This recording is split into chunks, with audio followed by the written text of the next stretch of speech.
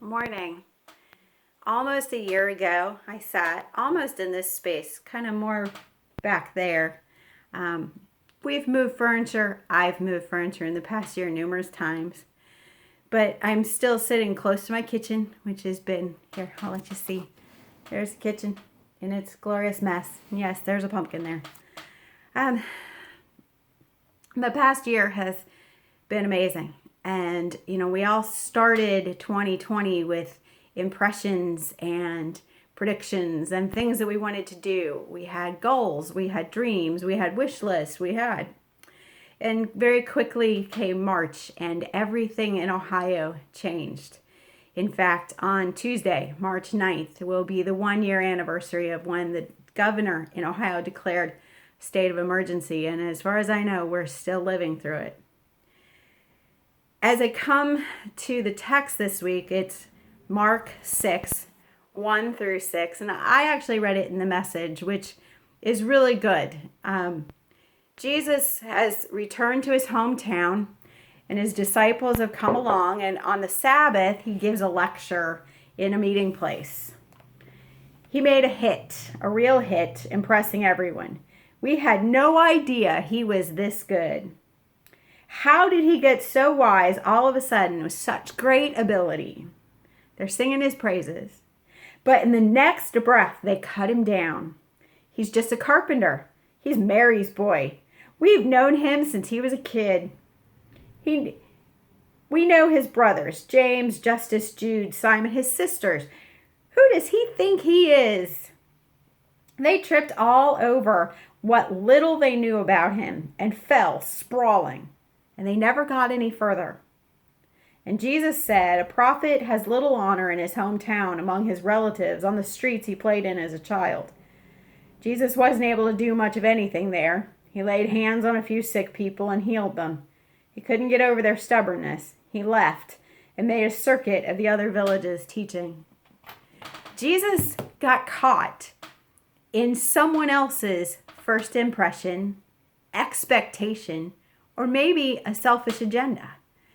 They couldn't get past what they already knew or what they already thought about Jesus and who Jesus was to be able to hear what Jesus was saying, the experience that Jesus was.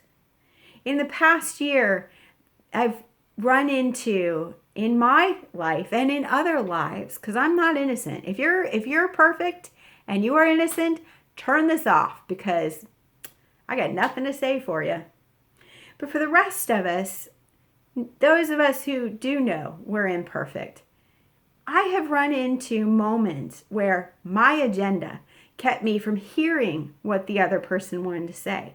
Or maybe it was a preconceived notion. I already knew what this person was going to say. I didn't want to hear what this person was going to say. Or maybe it was a first impression, like, I'm meeting you for the first time and you don't sit well. This story is a reminder we need to go deeper than that. We need to actually be open to what God is trying to say, what God is doing in every moment, even when we think we already know better than another person. A year ago, had someone told me that we would be doing virtual church, I had preconceived notions. My first impressions of virtual church were not positive. They were very uncomfortable. I had an agenda. I felt that worship in a sanctuary was the way to do it. What I've learned is that God speaks in amazing ways. We can hear the message of the Lord through virtual church. We can hear the message of the Lord in all kinds of ways and places. I always knew I didn't have to be in a sanctuary to experience God.